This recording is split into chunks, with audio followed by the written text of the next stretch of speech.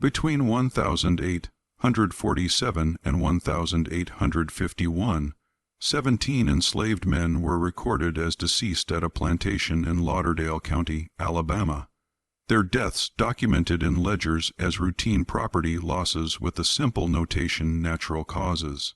What made these deaths remarkable wasn't their number. Mortality rates on plantations were tragically high throughout the South, but rather the unusual pattern they followed. Every single deceased worker was a recently purchased male between the ages of 17 and 24, and every death occurred within 6 months of arrival at Black Ridge Plantation. County purchasing records show that the plantation's owner, Cornelius Vanderhorn, paid premium prices for these workers between $800 and $1,000 each, yet recorded their deaths with the same clinical detachment one might use for broken farm equipment. During this same period, neighboring plantations reported dozens of escape attempts, yet Black Ridge recorded none. The local sheriff visited the property once in response to an anonymous complaint, spent less than an hour on site, and filed a 3-word report. The matter resolved privately. Before we continue with the story of Black Ridge Plantation and its unusual mortality patterns, I want to ask you something. This channel exists because viewers like you appreciate these historical investigations into forgotten mysteries. If you're listening from somewhere in the American South or anywhere else in the world, leave a comment telling us what state or city you're from.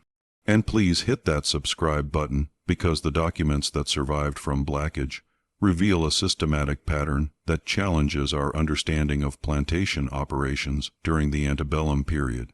The story of Blackage didn't emerge through scandal or contemporary investigation. It surfaced in 1909 when a courthouse fire inadvertently preserved documents that had been deliberately misfiled in the wrong county's archives for over 50 years.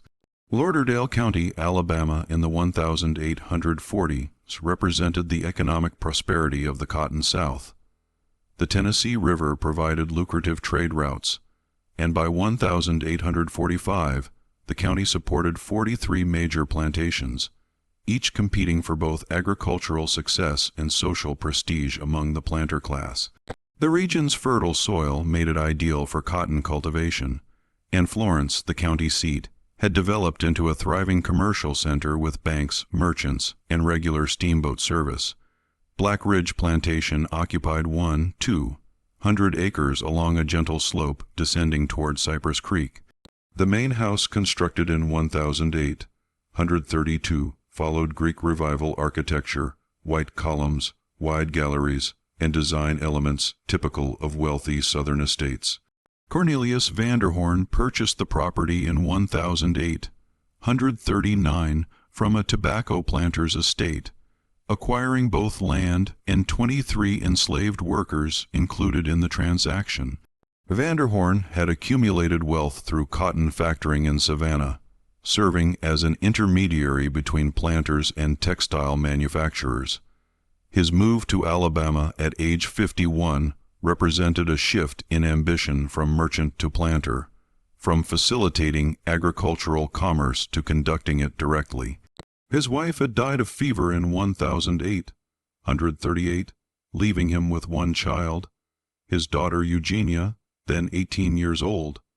Contemporary accounts of Eugenia Vanderhorn employ carefully diplomatic language. Church records describe her as substantial in constitution. Letters between planter families reference her considerable physical presence. Medical estimates based on these descriptions suggest she weighed between 280 and 320 lb, an unusual condition in an era when most people engaged in regular physical labor. She rarely participated in Florence social functions, and when she did, she remained close to her father, speaking minimally and withdrawing from extended interaction. Cornelius Vanderhorn managed Blackage with exceptional attention to documentation. His plantation journals, which survived the 1909 courthouse fire due to misfiling, reveal meticulous record-keeping. Every cotton bale was weighed and recorded. Every tool purchase included vendor information and cost. Every enslaved person was cataloged with estimated age, health assessment, work capacity, and known family connections. He hired Marcus Gritton, a Tennessee overseer known for maintaining efficient operations without excessive physical discipline, not from moral opposition to violence, but from the practical belief that damaged workers meant reduced productivity. Between 1839 and 1847, Black Ridge's enslaved population grew from 23 to 41 people. Vanderhorn made strategic purchases focusing particularly on young men between 16 and 25 workers who could maintain high productivity for decades. He attended auctions in Florence and Huntsville, occasionally traveling to Nashville for estate sales. The plantation appeared to operate as a standard agricultural enterprise, producing cotton yields consistent with other properties of similar size in the county. What county records and later testimony would reveal, however, was that beginning in 1847, Vanderhorn's purchasing patterns changed in ways that would only become clear years later.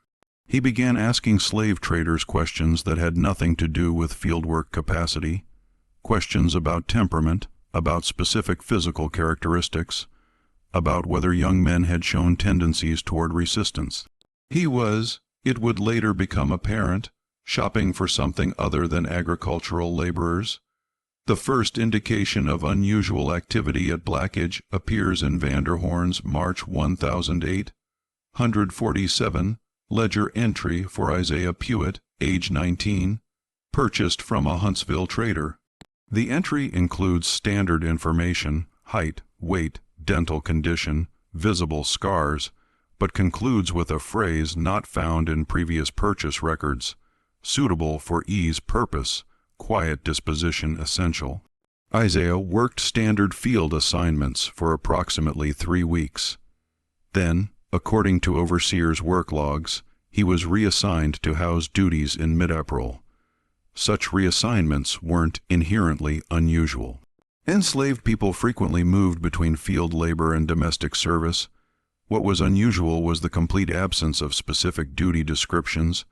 Gritton's logs state only, Isaiah to main house per master's instruction, not to be assigned field work until further notice. Harriet Oaks, who worked as cook at Black Ridge, later provided testimony during an 1896 legal proceeding unrelated to the plantation's primary activities. By then, 73 years old, her memory of specific dates had faded, but she recalled changes in household routines that began in April 1847. Meal preparations changed that spring. Harriet testified, I received instructions to prepare evening trays with portions for 2 people to be left at the base of the main staircase rather than delivered directly to Miss Eugenia's room. This arrangement continued for approximately 11 days. Then Isaiah returned to field assignments. Isaiah Pewitt developed what Gritton's log describes as fever and respiratory complaint. 3 weeks after returning to field work, he was moved to the isolation cabin used for sick workers. Ruth, an enslaved woman with medical knowledge passed from her grandmother, tended to ill workers when needed. According to statements her daughter later shared with a WPA interviewer in 1936, Isaiah's symptoms didn't match typical fever presentations common in the region. Isaiah died on June 2, 1847. Vanderhorn's ledger records Isaiah deceased natural causes fever financial loss $890. Below that appears reassessment needed for durability factors. 8 weeks later, Vanderhorn purchased another young man, Thomas Belulk, age 21, bought at a Florence auction in late July. The ledger includes the same notation suitable for ease purpose. Thomas was assigned to the main house for 9 days before returning to field work. He died in mid-September, wasting sickness, according to Britton's log. Another financial loss of approximately $900. In October, Vanderhorn purchased Jacob Ree, age 18. Jacob spent 2 weeks assigned to the main house. He died in early November. The pattern had established itself with mechanical regularity, though its full implications wouldn't become clear for years. Between June 1847 and December 1847, 3 strong young men died at Black Ridge under similar circumstances. Each had been recently purchased at premium prices. Each had been temporarily reassigned from field work to unspecified house duties. Each had died within weeks of returning to field assignments. The causes listed, fever, wasting sickness, respiratory complaints, were common enough diagnoses in an era of limited medical knowledge, but the consistency of the pattern was statistically improbable. Marcus Gritton, whose position required him to track all factors affecting plantation productivity, recognized that losing 3 prime workers in 6 months represented a significant operational problem. In November 1847, he requested a private meeting with Vanderhorn. This meeting is documented in correspondence Gritton sent to his brother in Tennessee, correspondence that survived in family papers and eventually came to light during the 1909 courthouse fire. I approached Mr. Vanderhorn regarding the matter of unusual mortality among recently purchased workers. Gritton wrote, I expressed concern that such losses would affect our cotton yields and suggested that new purchases should be seasoned in fieldwork before any house assignments. Mr. Vanderhorn listened without visible reaction, then provided an explanation I had not anticipated. He stated that the deaths, while financially unfortunate, resulted from a medical necessity related to his daughter's health condition. He described it as a treatment prescribed by a physician in Savannah years earlier, something related to nervous disorders common among women of delicate constitution. He explained that the treatment required the presence of young healthy men and that their subsequent deaths indicated weak constitutions unsuitable for the particular demands of the work. He then asked if I understood my role as overseer, which was to maintain plantation operations and keep family matters confidential. I understood his meaning clearly. What Vanderhorn described to Gritton represented a distortion of actual medical theories circulating in the 1840s. Physicians of that era did believe that various women's nervous conditions could be treated through specific physical therapies. The concept of hysteria and its various treatments had existed in medical literature for centuries. However, no legitimate medical authority would have prescribed a treatment resulting in the systematic deaths of the individuals involved in administering it. Vanderhorn had essentially created a medical justification for a practice that would prove to be systematic exploitation, and he documented it with the same clinical precision he applied to cotton yields and equipment purchases. Between 1847 and 1851, 17 young men cycled through this system. Their names appear in Vanderhorn's ledger with consistent formatting. Isaiah Pewitt, Thomas Belulk, Jacob Ree, William Dobbs, Robert Farley, Joseph Kimball, Samuel Heath, Benjamin Cross, Daniel Fletcher, Christopher Wade, Michael Brennan, Alexander Stone, Henry Talbert, Charles Morrow, Edward Price, Matthew Tully, Andrew Sutton. Ages ranging from 17 to 24. Purchase prices between $800 and $1000. Duration of house service varying from 1 to 3 weeks. Causes of death universally recorded as fever, wasting illness, or respiratory failure. Total financial loss, $15,300, a sum Vanderhorn noted in an 1851 accounting summary as acceptable expense relative to maintaining East health and household stability. The enslaved community at Black Ridge developed awareness of the pattern, though open discussion was impossible. Survival depended on not drawing attention, not asking questions, not challenging the established order. But knowledge circulated. Nonetheless, young men began to recognize danger in being purchased by blackage. In Florence's slave market, some traders quietly steered Vanderhorn toward workers with pre-existing health issues, calculating that if death was inevitable, it might as well be someone already compromised. Other traders simply didn't concern themselves with such considerations. A sale was a sale, and the dead couldn't file complaints. What remains remarkable about this period is how completely Vanderhorn maintained his social standing in Florence. He attended First Presbyterian Church regularly, sometimes accompanied by Eugenia, sometimes alone. He served on the County Agricultural Improvement Board. He hosted occasional dinners for fellow planters. He paid debts promptly and maintained his property impeccably. No one in white society suspected irregularities, or if they did, they chose not to investigate. The privacy of plantation operations was considered sacrosanct. What happened on a man's property, particularly regarding the people he owned, was his business alone. This arrangement continued without interruption until January 1851, when two events occurred that would begin to unravel Vanderhorn's carefully maintained system. First, Eugenia discovered she was pregnant. Second, the county sheriff received an anonymous letter. The pregnancy became apparent to household staff in late February 1851. Harriet Oaks, who had borne 6 children before being sold away from them, recognized the early signs. Following household protocol, she informed Vanderhorn that Miss Eugenia would require wardrobe adjustments for changing proportions. According to Harriet's later testimony, Vanderhorn's reaction was immediate and concerning. He appeared not angry but genuinely frightened, as if confronting an outcome he hadn't properly planned for. He instructed Harriet to prepare specific herbal teas, pennyroyal and black cohosh herbs known in that era for their properties in ending early pregnancies. Harriet prepared the teas as instructed. They proved ineffective. By July 1851, Eugenia was approximately 7 months pregnant, her condition impossible to conceal from household staff. Vanderhorn had stopped inviting visitors to the property, and Eugenia had entirely ceased appearing in Florence. The pregnancy represented a crisis that Vanderhorn's documented system hadn't anticipated. An illegitimate child would destroy Eugenia's already minimal social prospects, but more critically, it would inevitably prompt questions about paternity, questions that could expose the entire arrangement. Meanwhile, the anonymous letter had created its own complications. It arrived at Sheriff Coleman Pettigrew's office in early February 1851, postmarked from Florence with no return address. The letter survived the 1909 courthouse fire, preserved in an evidence file for an unrelated case.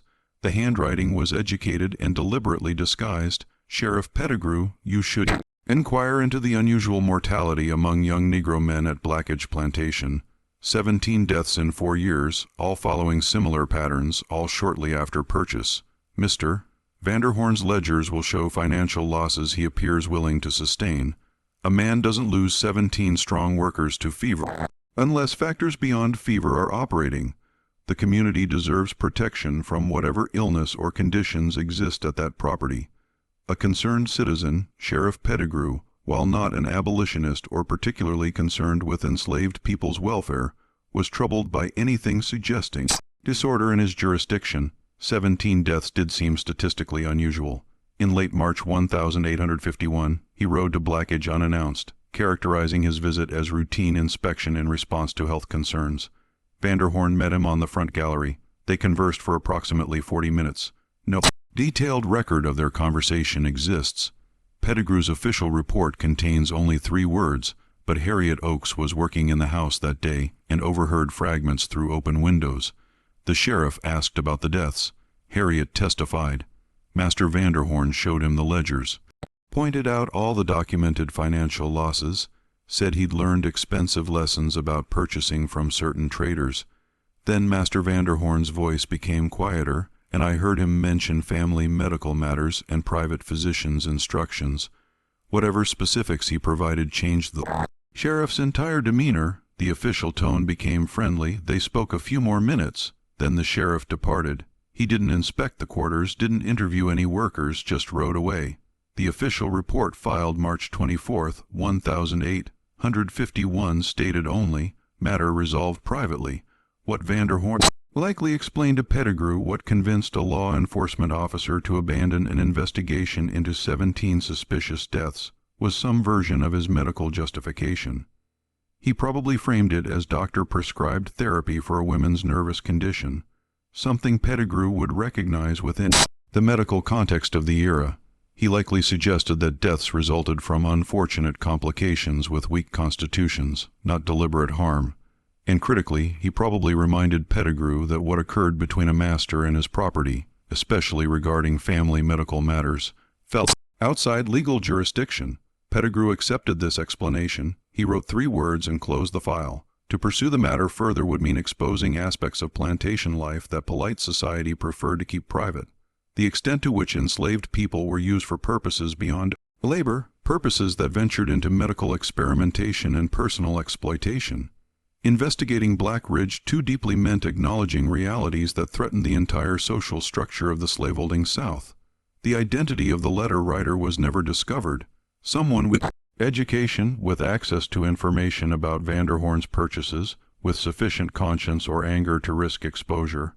But that person remained anonymous, and the letter achieved nothing beyond a perfunctory visit that changed nothing. By August 1851, Eugenia's pregnancy was undeniable. Vanderhorn had stopped purchasing young men after Matthew Tully died in March.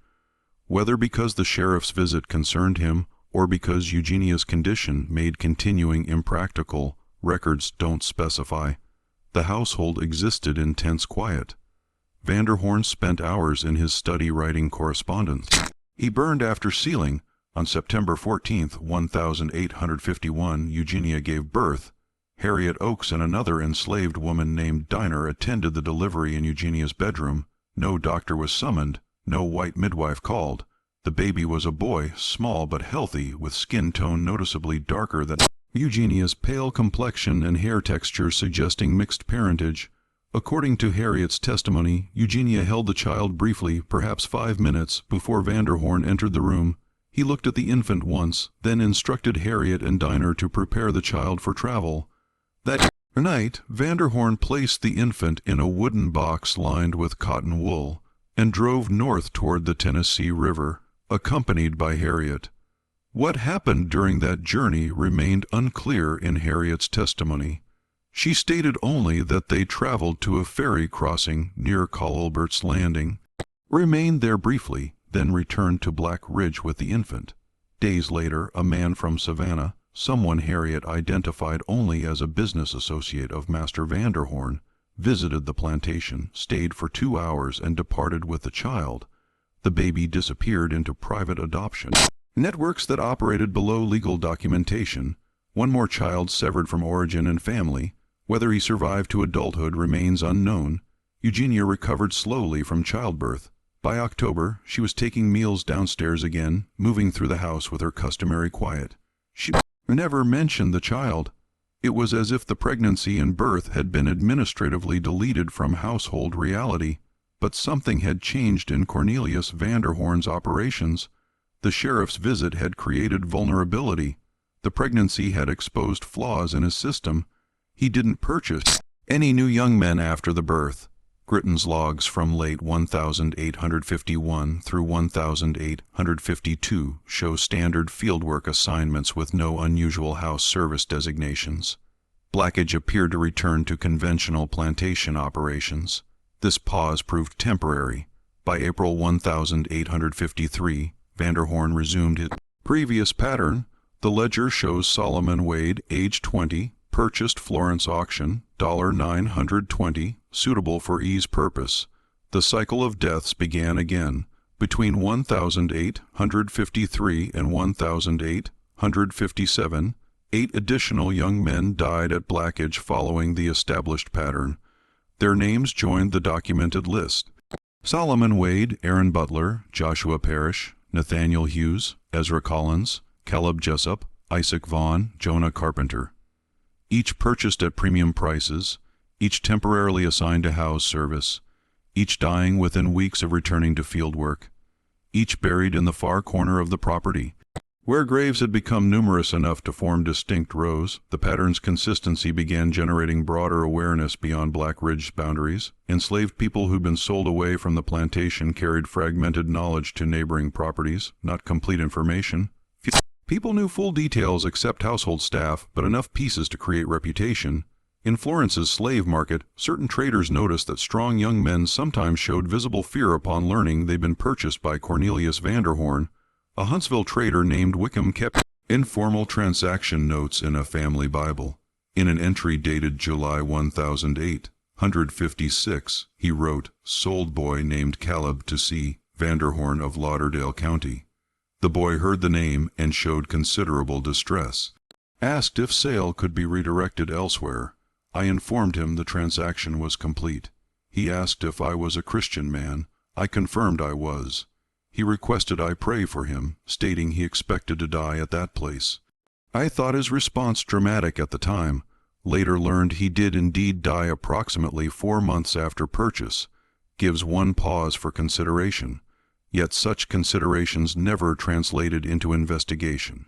Questioning one planter's operations too closely might invite questions about others, and everyone preferred the existing arrangement where plantation affairs remained private. By late 1856, Cornelius Vanderhorn's health had begun deteriorating. He developed symptoms consistent with what was likely prostate cancer, difficulty urinating, chronic lower back and abdominal pain, episodes of bleeding. By early 1857, his decline was visible. Significant weight loss, jaundiced complexion, increasing immobility. He could no longer travel to Florence for auctions or manage daily plantation oversight. Marcus Gritton, who'd served as overseer for 18 years, made a decision. In March 1857, he wrote to his brother, "Mr. Vanderhorn is clearly failing. I estimate 6 months remaining at most. When he passes, I will be leaving this property. I've witnessed things here that weigh on my conscience, and I won't remain to serve his daughter when she inherits. Someone else can manage whatever Black Ridge becomes next." Vanderhorn died on August 11, 1857 at age 69. A doctor from Florence attended his final days, providing laudanum for pain management. The death notice in the Florence Gazette praised him as a pillar of agricultural excellence, devoted father and gentleman of steady Christian principle. His funeral drew substantial attendance from the planter community. Eugenia inherited everything at age 36. The plantation, its 1,200 acres, and its 47 enslaved workers. Florence society quietly speculated about what the reclusive Miss Vanderhorn would do with such a substantial operation. The general assumption was that she'd either sell the property or hire male relatives to manage it. Women weren't expected to run agricultural enterprises independently. She did neither. Marcus Gritton departed within 2 weeks of Vanderhorn's death, exactly as he'd promised. The new overseer, Hollis Crenshaw, was 28 years old and unaware of Black Ridge's history. He saw only a well-maintained plantation with good land and adequate workforce. He accepted Eugenia's employment offer in September 1857 and moved into the overseas residence, expecting straightforward agricultural management. For 4 months, operations proceeded normally. Cotton was harvested and sold. Winter preparations advanced on schedule. Eugenia remained in the main house, communicating through written instructions delivered by Harriet Oaks. Crenshaw began thinking that stories about strange Miss Vanderhorn were exaggerated. Then in January 1858, Eugenia gave Crenshaw unusual instructions. She wanted him to purchase a specific individual, Lucas Thornberry, currently held in Florence jail on charges of attempted escape from a neighboring plantation. She wanted Crenshaw to negotiate his purchase and bring him to Black Ridge within the week. Crenshaw initially questioned the wisdom of purchasing a convicted runaway. Such individuals often attempted escape again, and recovery costs rarely justified the discounted purchase price, but Eugenia insisted. Crenshaw traveled to Florence, negotiated with the sheriff, and paid $750 for Lucas Thornberry, whose crime was attempting to reach freedom and whose punishment was sail away from his family. Lucas arrived at Black Ridge on January 19, 1858 in chains. He was 22 years old, strongly built from field work, his back showing scars from punishment received after his capture. Crenshaw expected Lucas would be assigned to the most demanding field work as both punishment and warning to other workers. Instead, Eugenia gave orders that confused Crenshaw entirely. Lucas was to be unchained, given quarters in a room adjacent to the kitchen, formerly storage space, now furnished with bed and chair, and provided with clothing superior to what field workers wore. He was to be fed from the main house kitchen. His duties were described vaguely as household maintenance and companionship. Just when we thought we'd seen it all, the horror in Black Ridge intensifies. If this story is giving you chills, share this video with a friend who loves dark mysteries. Hit that like button to support our content, and don't forget to subscribe to never miss stories like this. Let's discover together what happens next. Because what Eugenia created after her father's death would prove to be an evolution of his system, different in method but equally disturbing in its implications. I didn't immediately understand what she meant by companionship, Crenshaw wrote years later in correspondence that surfaced during a 1889 court case. I thought perhaps she required someone for heavy lifting or household repairs. It took approximately 2 weeks before I understood the actual arrangement. When I did, I comprehended why Marcus Gritton had departed so quickly. What Crenshaw gradually understood was that Eugenia had modified her father's approach. Cornelius had cycled through young men until they died, treating them as expendable resources requiring constant replacement. This method had been expensive, dangerous, and ultimately unsustainable. Eugenia's modification was coldly practical. Instead of cycling through individuals, she would maintain one person permanently, keeping him in adequate health, creating a stable arrangement that wouldn't attract attention through frequent purchases or mysterious deaths. Lucas was given the room by the kitchen, furnished with items from unused bedrooms. He received adequate nutrition, including meat, several times weekly, far better than typical field worker diets. He wasn't subjected to brutal agricultural labor. From an external perspective, Lucas had been given an enviable position: house service with minimal physical demands and superior living conditions, but every evening Lucas was required to go upstairs to Eugenia's bedroom. The arrangement followed the pattern her father had established, but regularized and made permanent rather than temporary. Lucas understood his options. He could comply and live in relative comfort, or resist and be sold back to authorities, likely ending up on a Mississippi cotton plantation where life expectancy for male field workers averaged less than a decade. He'd already attempted escape once and been brutally punished for it.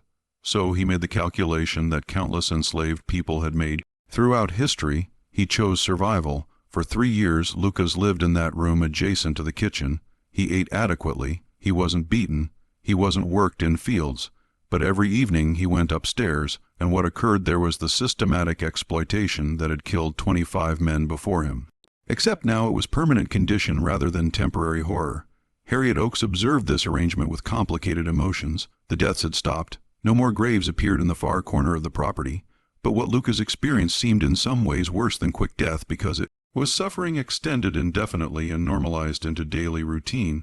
Lucas would eat his supper at the kitchen table. Harriet testified years later we'd have ordinary conversation about weather or crops. Then evening would arrive and he'd head upstairs as if going to any job. He'd return perhaps an hour later to his room. I never heard him complain or cry. He just existed. That quiet acceptance was perhaps the most disturbing aspect of the whole arrangement. In November 1860, Eugenia discovered she was pregnant again. This pregnancy unfolded differently from the first. There was no panic, no attempt at herbal abortion, no midnight journey toward the Tennessee River. Eugenia simply continued her routine as her body changed, making practical arrangements as if pregnancy were merely another condition requiring management. Harriet Oaks observed this calm acceptance with considerable unease. Miss Eugenia discussed the pregnancy in purely practical terms. Harriet later testified, "She instructed me to alter her dresses for changing proportions to prepare one of the upstairs rooms as a nursery, to order specific supplies from Florence merchants." She spoke about it the way one might discuss cotton planting schedules, purely administrative without visible emotion. The pregnancy progressed through winter into early spring. During this period, Black Ridge's operations continued with relative normalcy. Hollis Crenshaw managed fieldwork, overseeing cotton planting for 1861 season. Lucas Thornberry maintained his established routine, living in the room by the kitchen, performing his assigned duties. The household functioned as it had for the previous 3 years, with the pregnancy simply incorporated into existing patterns rather than disrupting them. What made this pregnancy different from the first wasn't just Eugenia's emotional response. It was the broader historical context in which it occurred. The nation was fracturing. 7 southern states had seceded from the Union by February 1861, forming the Confederate States of America. Alabama had voted for secession in January. Political tensions that had simmered for decades were reaching critical mass, and everyone understood that some form of conflict was inevitable, though few predicted the scale or duration of what would come. In Florence, men of military age began organizing volunteer companies. Merchants stockpiled goods, anticipating supply disruptions. Planters discussed what war might mean for agricultural operations and labor control.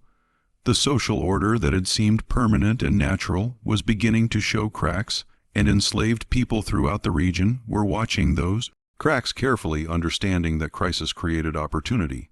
The baby was born on March 12, 1861, exactly 1 week after Abraham Lincoln's inauguration as the 16th president. Harriet Oaks and Dinah attended the delivery, which proceeded without complications. The infant was a boy, small but healthy, weighing approximately 6 lb. His physical characteristics indicated mixed parentage, skin tone several shades darker than Eugenia's pale complexion, hair with distinctive texture, facial features that would make his ancestry obvious to any observer. Eugenia held the child for perhaps 10 minutes after delivery, examining him with what Harriet described as clinical interest, as if studying a specimen rather than a newborn. Then she handed him to Harriet with simple, clear instructions. His name is James. He will be raised in this house. Prepare the nursery accordingly. That decision created a legal paradox unique even within slavery's already contradictory framework.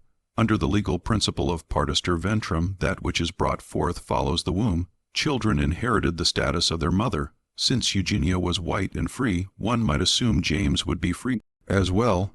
However, James's father was enslaved, which complicated matters. Different states interpreted such situations differently, and in Alabama, the child of a white woman and enslaved man occupied ambiguous legal territory.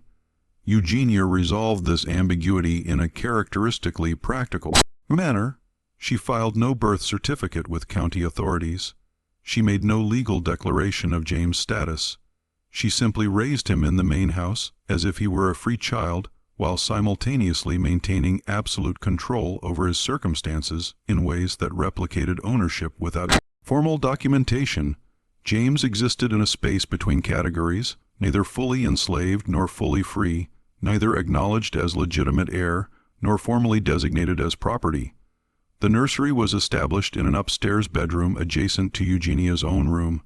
Harriet was assigned primary responsibility for James's daily care during infancy, though Eugenia maintained close oversight of all arrangements. The child was fed on a schedule Eugenia specified. His clothing was ordered from the same Florence merchants who supplied Eugenia's own wardrobe. As he grew from infant to toddler, he moved freely through the main house, not confined to quarters or restricted from spaces designated for white family members. Lucas Thornberry's relationship to his biological son was never officially acknowledged. He saw James daily. The child would toddle through the kitchen during meal times, would play in the hallway, visible from the kitchen door, would eventually grow old enough to speak and interact with household staff. But Lucas was forbidden from identifying himself as James's father, from developing any parental relationship, from even addressing the child directly beyond basic household courtesies one might extend to any employer's child. Harriet observed these interactions with what she later described as profound discomfort. Mr. Lucas would be sitting at the kitchen table when James would run through laughing, playing as children do. Mr. Lucas would watch him with an expression I cannot adequately describe, something between joy and grief, between love and pain, but he never reached out, never called to him, never attempted interaction beyond a polite nod if James looked in his direction. Miss Eugenia had made the boundaries clear. Mr. Lucas's role was specific and singular, and fatherhood was not part of that role. Violating those boundaries meant being sold away, which would mean never seeing James again. So, Mr. Lucas maintained silence and watched his son grow 3 ft away from him. The arrangement revealed the extent to which Eugenia had internalized and adapted her father's systems of control. Cornelius had exercised power through threat of death and replacement. Eugenia exercised power through something more subtle and potentially more effective, the threat of permanent separation from the one thing that might give Lucas reason to endure his circumstances. James became, without anyone explicitly stating it, the leverage that kept Lucas compliant. As James grew from infant to toddler to young child, his presence in the household created additional complications. By age 3, he was speaking fluently. By age 4, he was asking questions about household dynamics that were difficult to answer. Why does Mr. Lucas live in the kitchen room? Why doesn't Mr. Lucas eat supper with us? Why don't I have a papa like other children? These questions, innocent in their origin, threatened to expose the carefully maintained fiction of Black Ridge's household arrangements. Eugenia's response was to begin formal education earlier than typical. In 1865, when James was 4 years old, she hired a tutor, a free black man named Solomon Washington, who lived in Florence and had received education through missionary schools. Before the war, Washington visited Blackidge 3 times weekly, teaching James basic literacy arithmetic, and what he carefully described in later interviews as appropriate deport of uncertain station. Washington's hiring itself was remarkable. In 1865, the Civil War had just ended. Emancipation was freshly declared, and the entire social structure of the South was in violent flux. Yet Eugenia Vanderhorn, a white woman living alone on a deteriorating plantation, hired a black man to educate a mixed-race child whose legal status was undefined. This decision suggested either remarkable pragmatism or complete disconnection from social conventions, possibly both. Miss Vanderhorn interviewed me very carefully before offering employment. Washington recalled in an 1893 interview with a Northern journalist researching postwar Alabama. She asked about my educational background, my teaching philosophy, my understanding of discretion. She made clear that James's education must be thorough, but that discussions of family matters were not appropriate subjects for instruction. I was to teach reading, writing, arithmetic, history, and geography. I was not to inquire about household arrangements or discuss them with anyone in Florence. The compensation she offered was generous enough that I accepted those terms. Washington taught James for 3 years from 1865 to 1868. During that period, he observed a household that he described as profoundly abnormal, even accounting for the general abnormality of post-war plantation life. The main house was deteriorating, paint peeling, roof leaking in several rooms, furniture showing signs of neglect. The few field workers who remained worked sporadically and were rarely paid on time. Eugenia herself appeared increasingly disconnected from practical reality, sometimes giving contradictory instructions, sometimes failing to respond to direct questions. But James' education continued with meticulous consistency. Washington arrived every Monday, Wednesday, and Friday at 9:00 in the morning. He taught in a small upstairs room designated as the schoolroom. James proved to be an intelligent, eager student, mastering reading far ahead of typical schedules and showing particular aptitude for mathematics and geography. James asked me once about his father, Washington recalled. He was perhaps 6 years old at the time. He said, "Mr. Washington, everyone has a papa. Where is mine?" I told him that was a question for his mother, not his tutor. He accepted that answer but looked deeply unsatisfied. A few weeks later he asked, "Is Mr. Lucas my papa?" I told him again that such questions were outside my purview as an educator. He never asked again in my presence, but I believe he had arrived at his own conclusions. Meanwhile, the Civil War had progressed from anticipated brief conflict to prolonged catastrophe. Fort Sumter fell in April 1861, the same month James was born. The First Battle of Buller Run in July shattered Union assumptions about quick victory. By 1862, the war had become a grinding struggle of attrition with casualties mounting to levels that shocked both sides. Lauderdale County, while not a major battleground, felt the war's effects significantly. Young men enlisted in Confederate units, the 4th Alabama Infantry, the 9th Alabama Infantry, various cavalry companies. Many never returned. Those who did often came back wounded or broken. The economy contracted severely as Union blockades restricted trade and inflation made Confederate currency increasingly worthless. For enslaved people throughout the region, the war represented the first realistic hope for freedom many had ever known. News traveled through informal networks, whispered conversations, information passed between plantations, reports from travelers. People learned that Union policy had evolved from merely suppressing rebellion to actively dismantling slavery. The Emancipation Proclamation, issued January 1, 1863, declared enslaved people in rebel states to be free, though enforcement depended entirely on Union military presence. Northern Alabama's proximity to Tennessee, which came under Union control relatively early in the war, meant that escape toward Union lines was potentially achievable. Throughout 1863 and 1864, enslaved people from Lauderdale County plantations attempted to reach federal forces. Some succeeded. Many were caught and punished with brutal severity.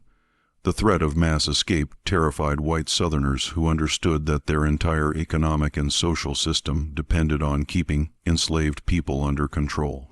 At Black Ridge, several individuals attempted escape during the war years.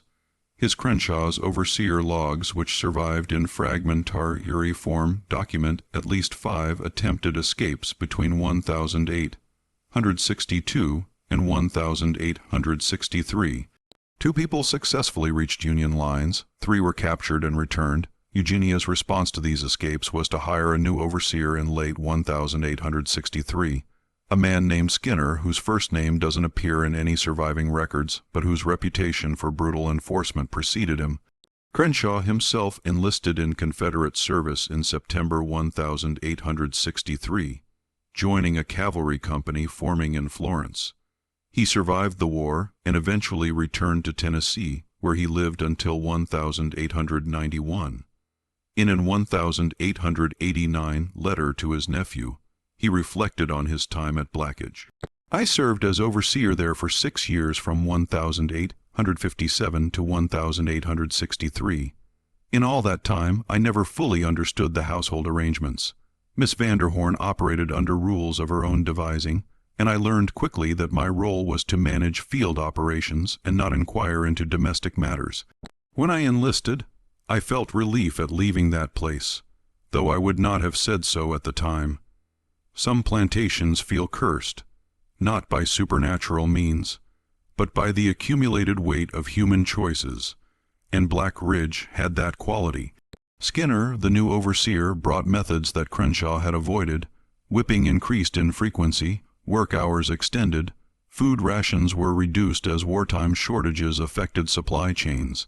The relatively ordered system that had existed under siege gave way to an atmosphere of fear and deprivation.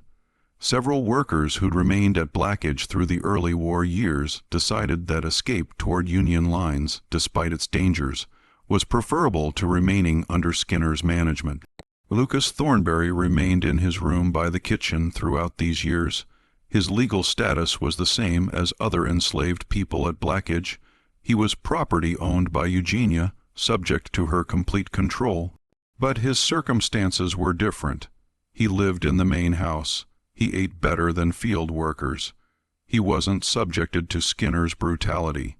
He saw his son daily, even if he couldn't acknowledge paternity.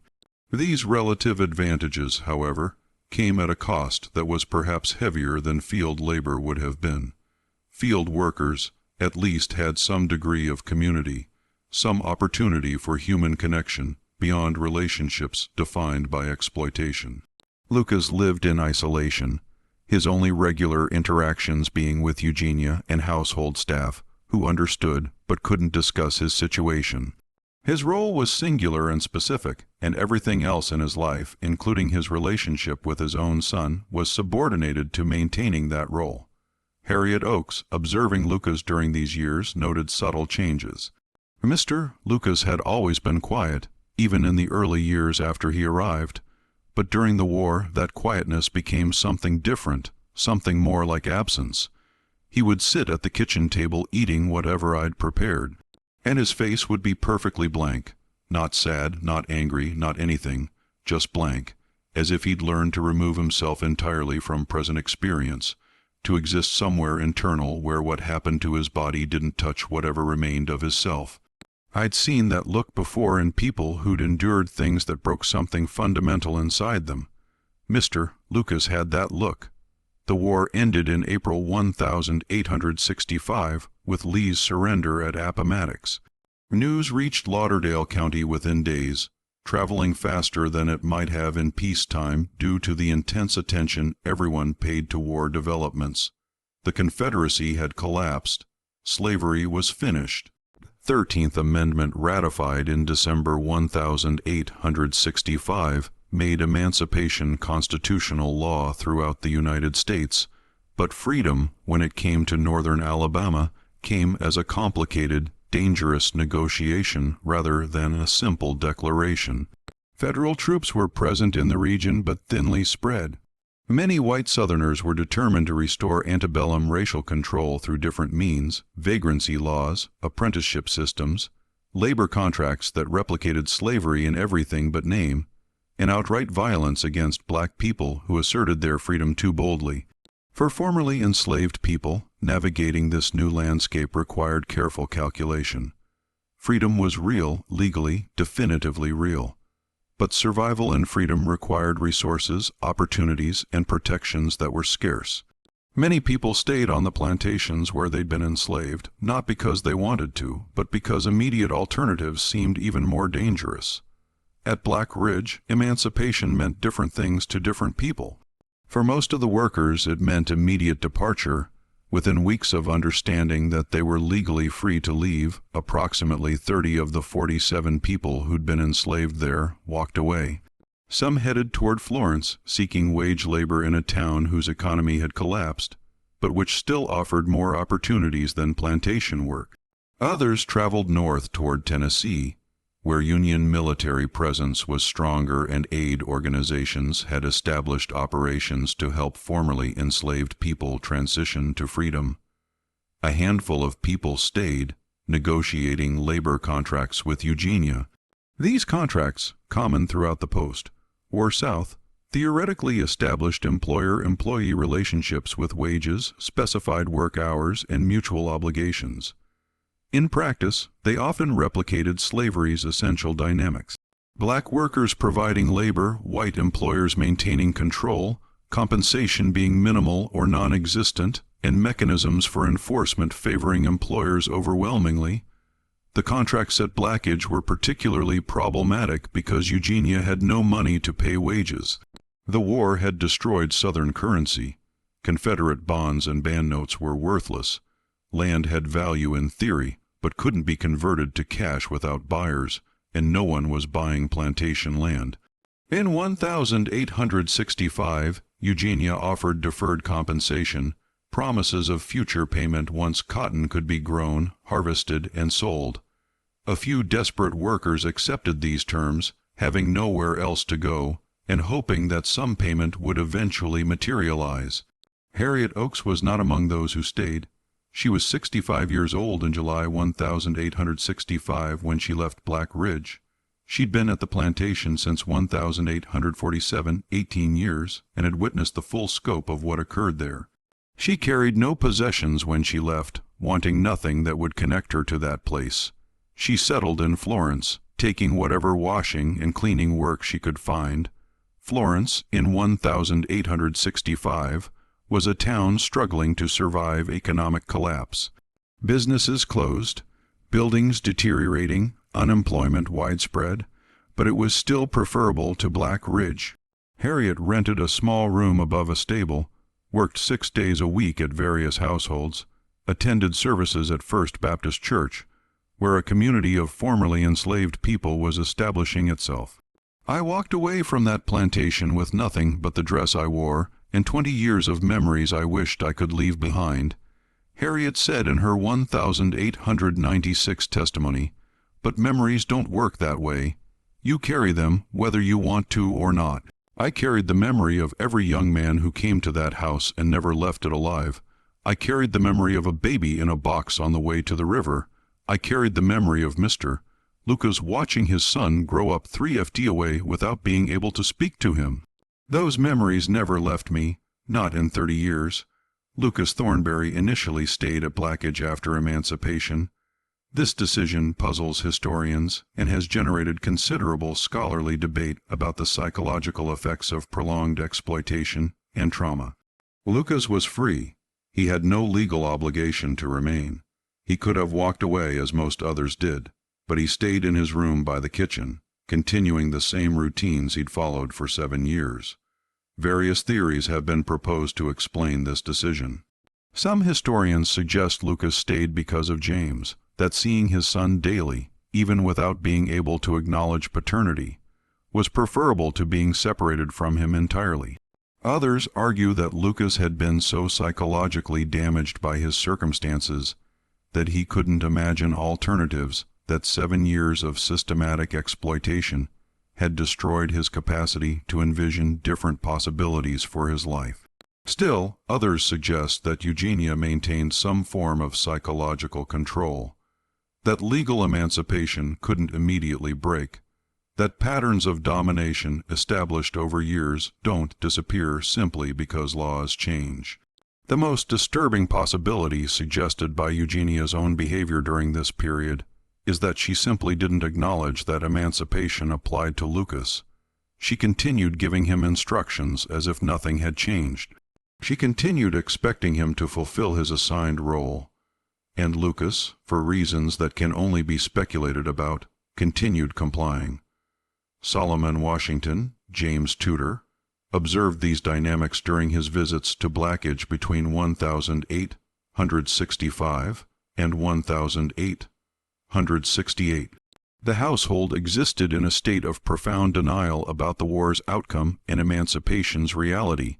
He recalled, Miss Vanderhorn conducted herself as if the social order remained exactly as it had been in 1860.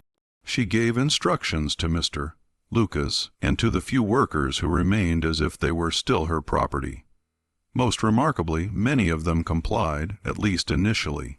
It took time for people to understand that legal freedom meant they could actually refuse, actually leave, actually assert autonomy.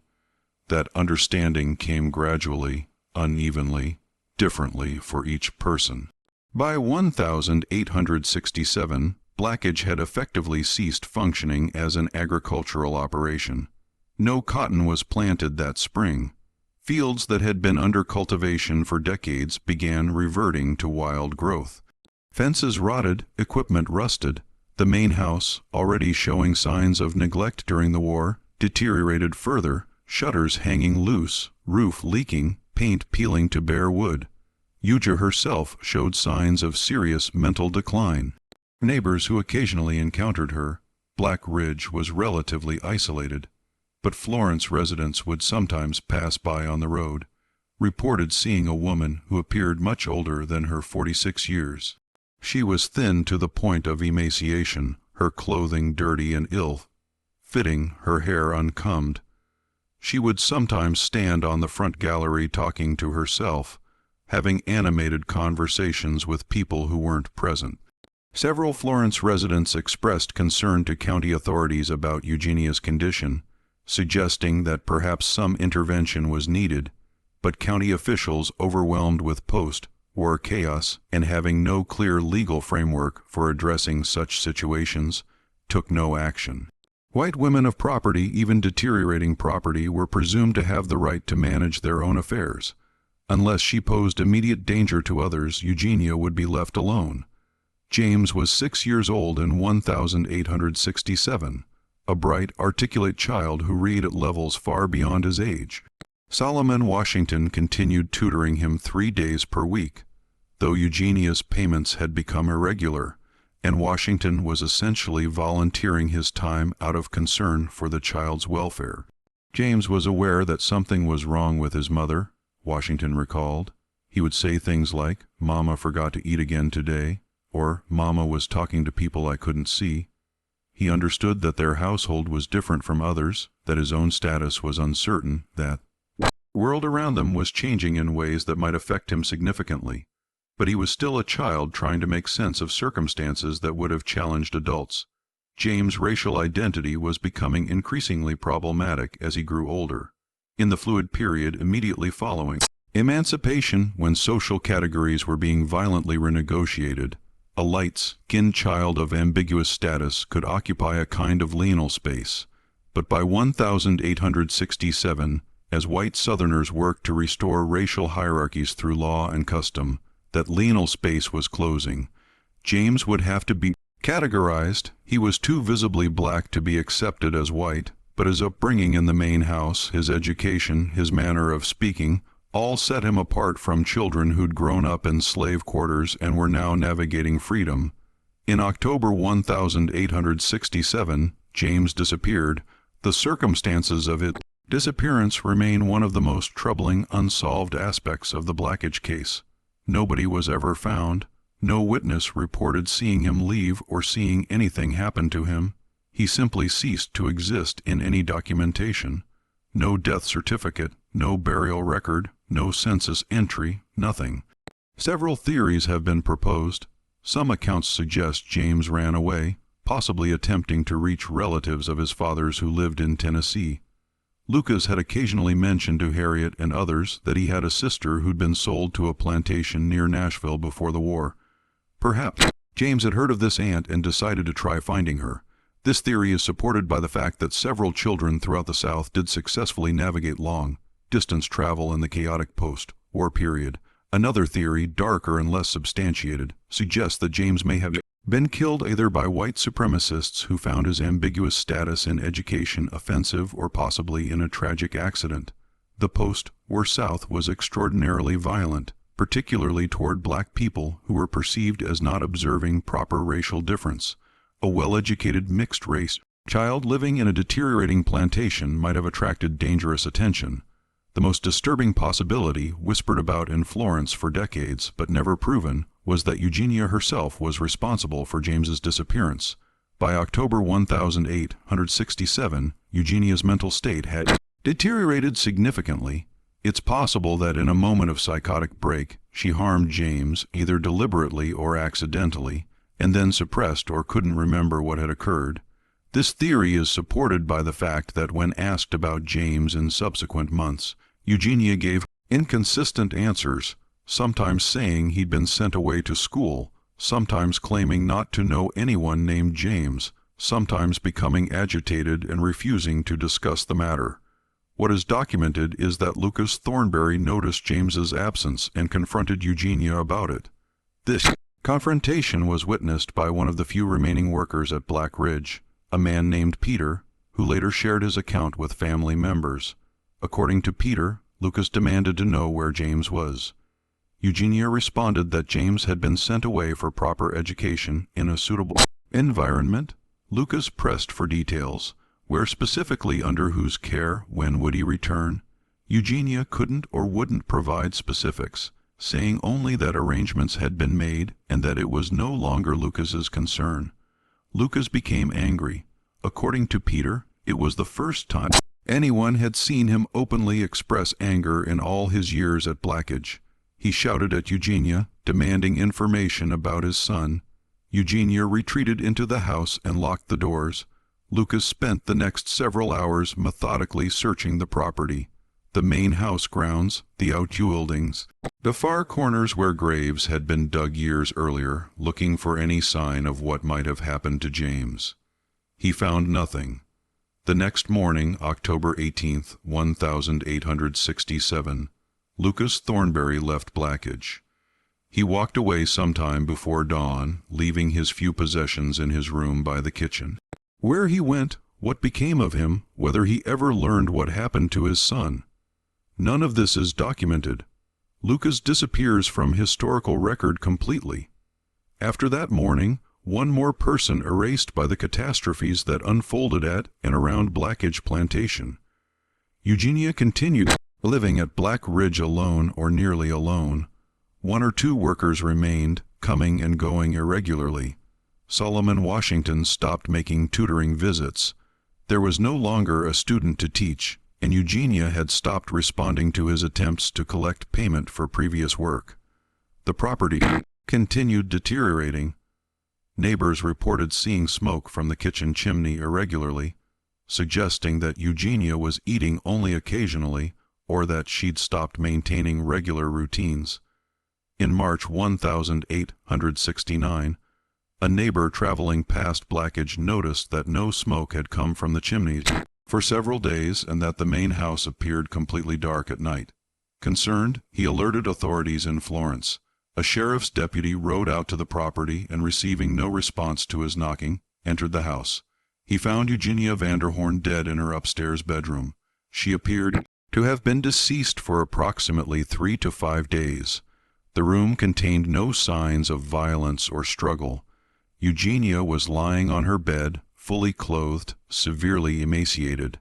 The deputy's report noted that the house contained adequate food supplies in the kitchen, preserved goods, flour, salted meat, suggesting that Eugenia hadn't starved from lack of food, but rather from inability or unwillingness to eat. The doctor who examined the body, Dr. Harold Sinclair from Florence, wrote in his report, "Cause of death, malnutrition, and general debilitation. Deceased appears to have suffered from severe mental disturbance of extended duration. Evidence suggests patient was unable to maintain basic self-care in final weeks of life. Estimate weight at time of death approximately 90-95 lb, down from previous documented weight of 300 plus. Death appears to have been gradual decline rather than acute event. Eugenia Vanderhorn died at age 48. A brief obituary appeared in the Florence Times. Miss Eugenia Vanderhorn, daughter of the late Cornelius Vanderhorn, passed away at her residence at Ridge Plantation. Services to be held at First Presbyterian Church, interment at Florence Cemetery. The obituary mentioned nothing about her life, her circumstances, or what had occurred at Blackidge during her lifetime and her father's. Her funeral was sparsely attended, perhaps 15 people, mostly elderly acquaintances of her father's who felt obligated to pay respects. She was buried in the Vanderhorn family plot at Florence Cemetery next to Cornelius under a simple granite stone reading Eugenia Vanderhorn 1008. 121, 1008, 169, daughter of Cornelius. The stone said nothing else.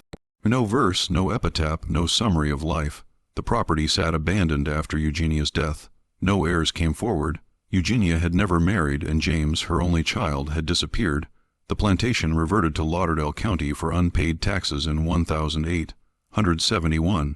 County authorities attempted to sell it at auction in 1008, 172, but the only bid came from a Memphis speculator who offered $300 for 200 acres, less than 25 cents per acre, reflecting both the depressed post-war economy and Blackidge's increasingly notorious reputation.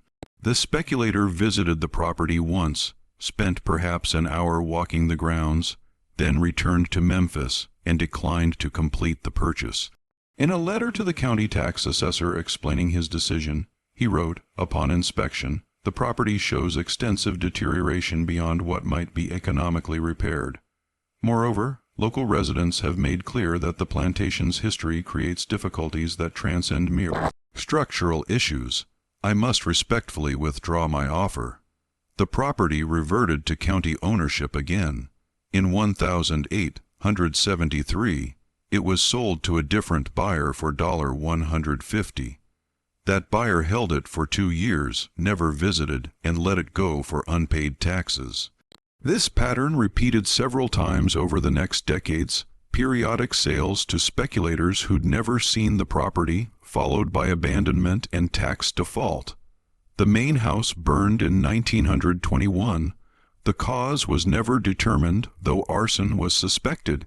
The fire occurred on August 11th, the anniversary of Cornelius Vanderhorn's death, which some people noted as potentially significant, though no evidence ever connected the date to the fire's origin.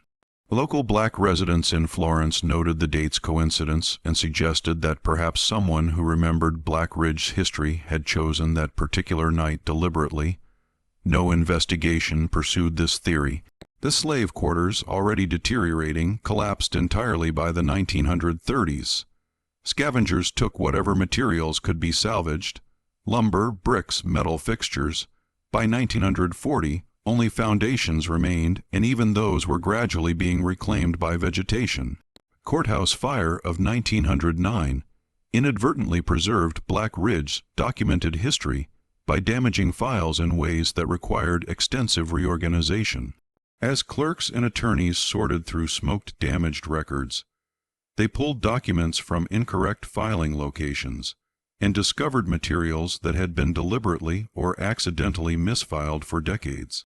Robert Finch, a young attorney assigned to catalog recovered documents, found Cornelius Vanderhorn's plantation journals filed with probate records from neighboring Colbert County, completely wrong location, which explained why they'd never been examined during routine county record reviews.